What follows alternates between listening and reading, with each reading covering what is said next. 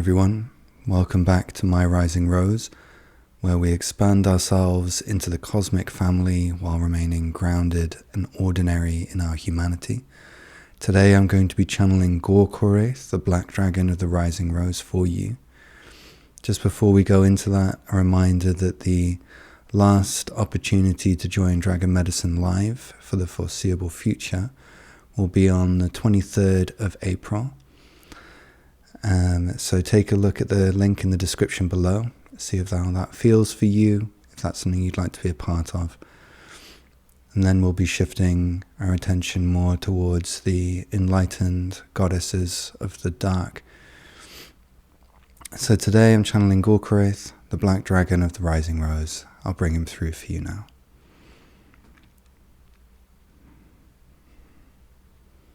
Gianalayun.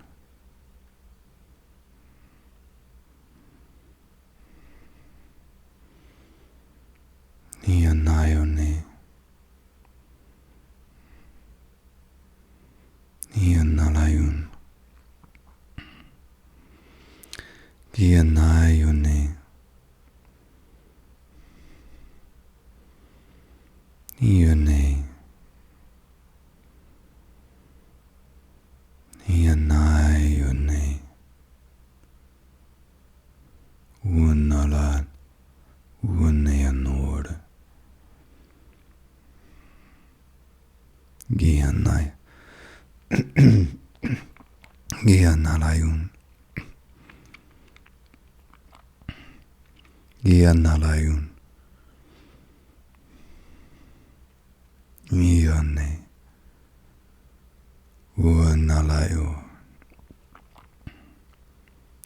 So I'm just tuning my consciousness in. Give me a few moments while I bring myself through.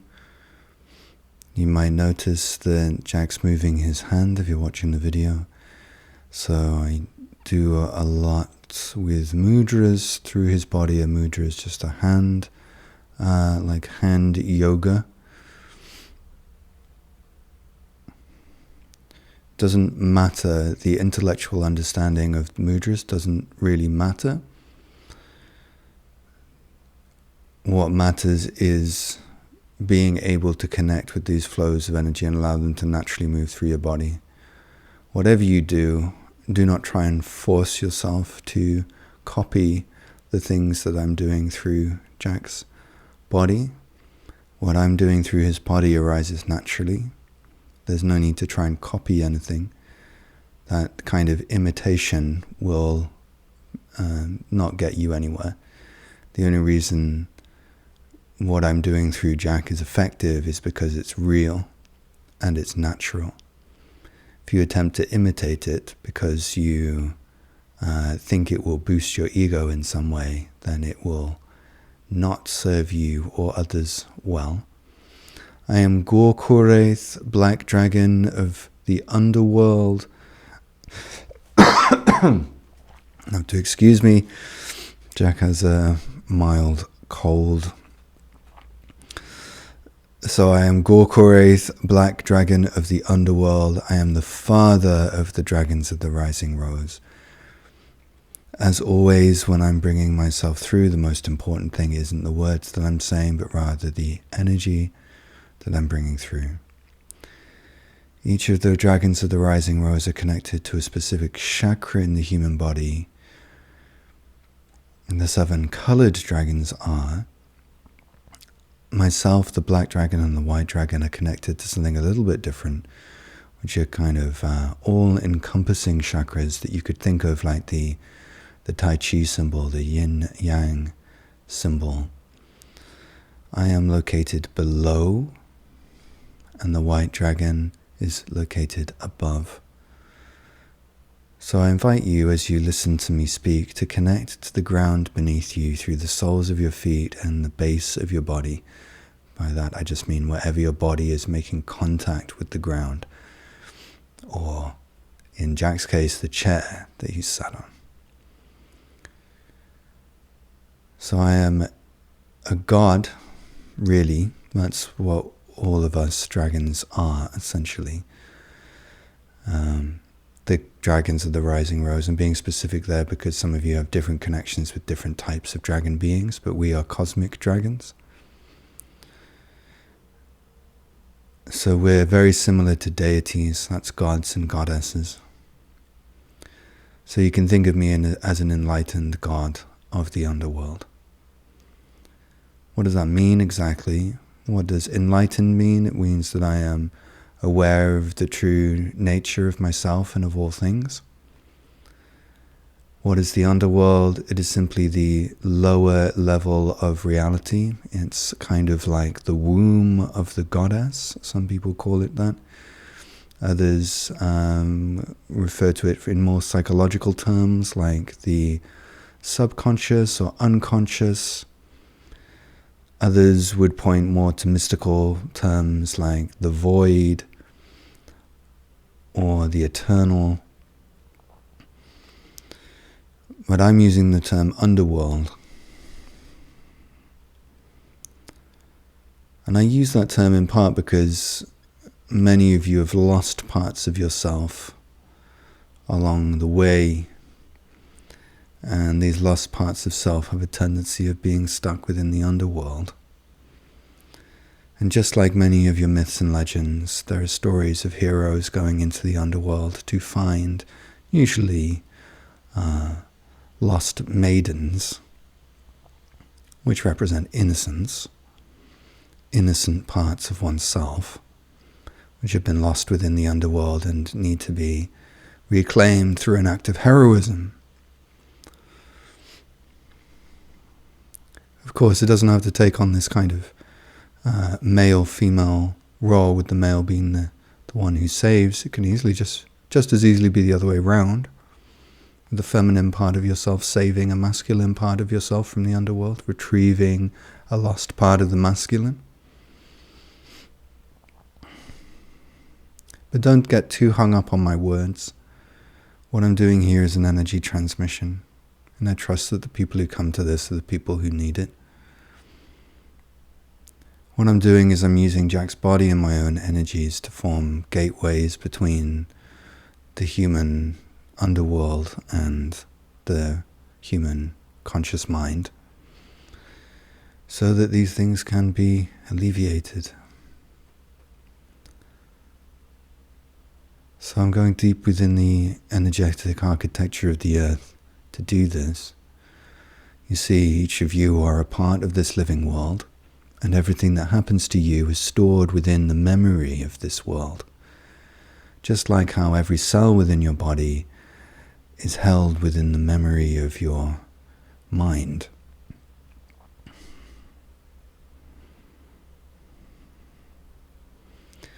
But just like with your body and mind, the memory recall isn't perfect.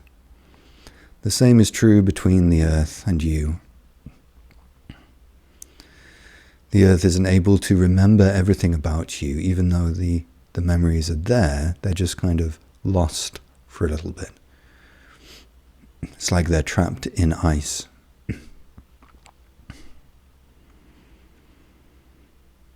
And what I'm doing now is a way of thawing that ice. I'm bringing my presence through the ice to warm it.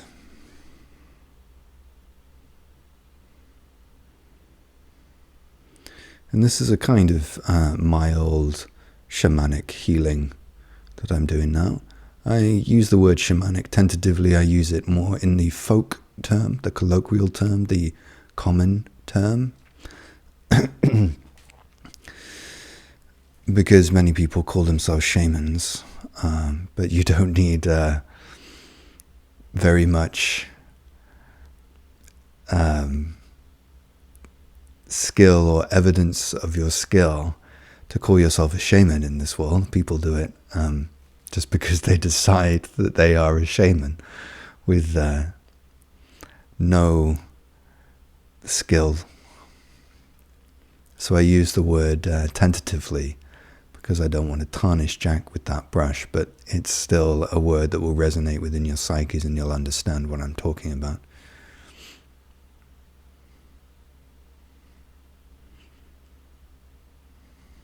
There's a lot of fakery in your world. And that fakery is born of fear and the sense that you aren't good enough, which is a delusion. It's not true.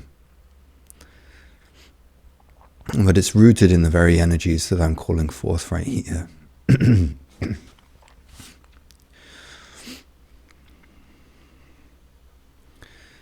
So it's the blockages in the energetic architecture of the underworld that really prevent the full flowing of your being, which is why so many of you feel like you aren't enough, and then create these fanciful, grandiose illusions of yourselves that you are superior to how you actually are. I'm calling out specific people. Please do not take this on if this does not apply to you. I'm calling out the people within the spiritual community who are fake.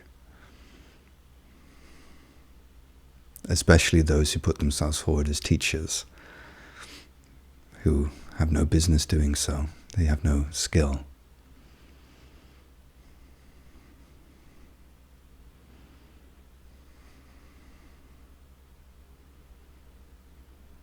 Sooner or later, the time for this fakery will end. And it will end because you will realize that you don't need it. You don't need to put on all this falsehood.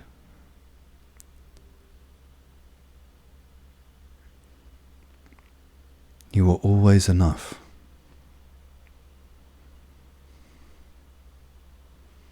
You are always enough.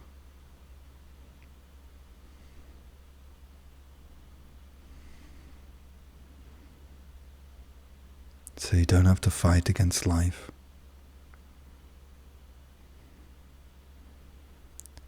You don't have to try and convince yourself that you are something extra special.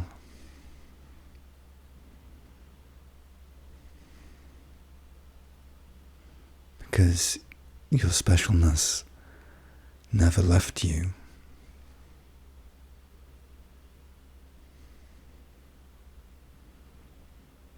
You can simply allow yourself to return to that natural specialness. It's so special it doesn't need to inflate itself.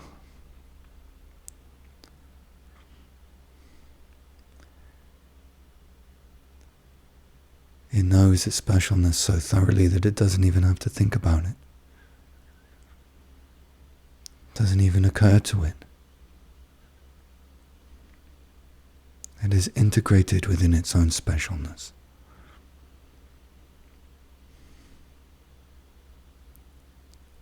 It doesn't have to be anyone. It's content.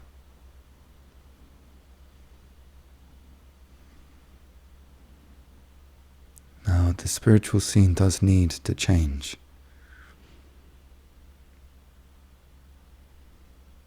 And of course, it is changing. But as more and more people awaken, the shadow intensifies and seeks to close down this awakening. And it does so largely through members of the so-called spiritual community. And it takes you over, turns you against one another, fills you with anger and jealousy, while forcing you to maintain a mask of spiritual platitudes and false kindness.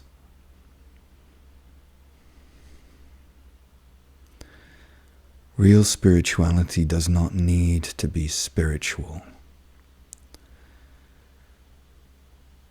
It knows itself. It's not looking to impress others with its spirituality. It's not trying to prove something. It's not trying to overcompensate for something.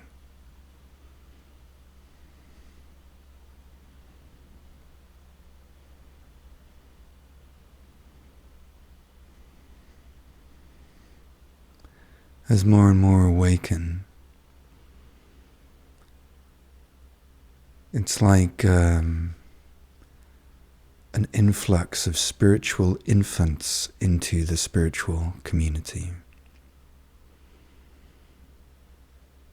And some of these will put themselves forward as teachers when they are really not at all ready to do so.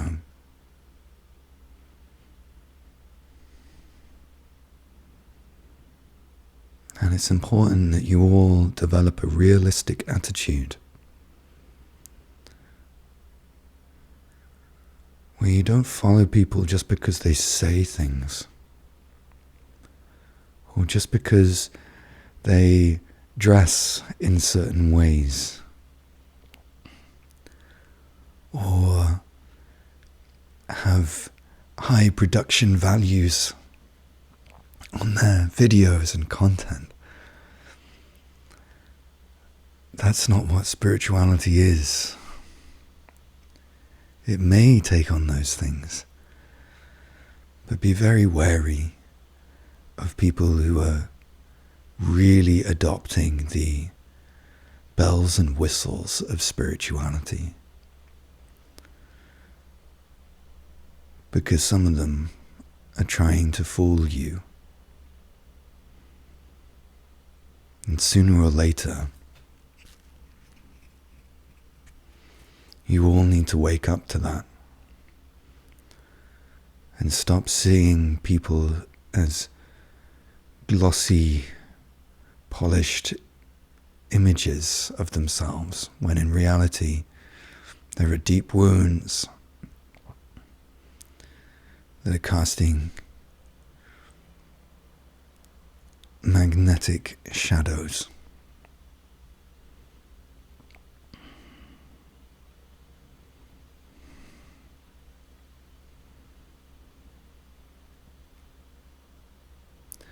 I am well aware that I am not bringing good news right now.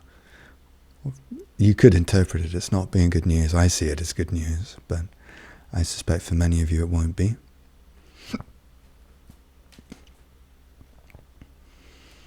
And that's just because I'm being real with you.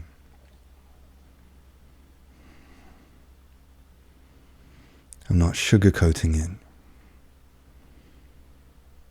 I'm not feeding you a nice lie.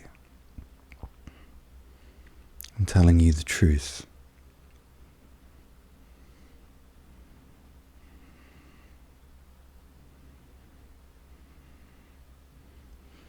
And it's through that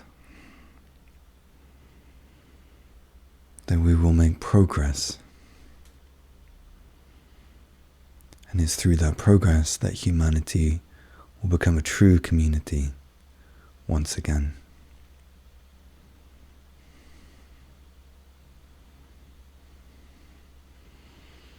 But I want to give Jack's voice a rest.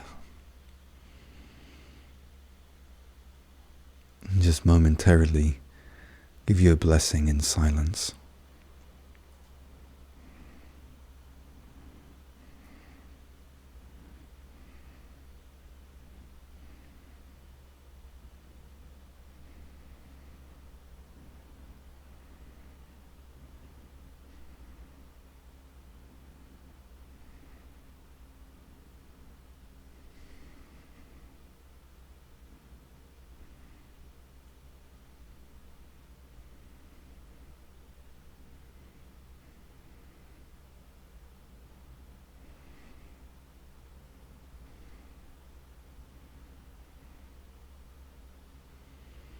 Thank you for your time, and I'll see you again soon.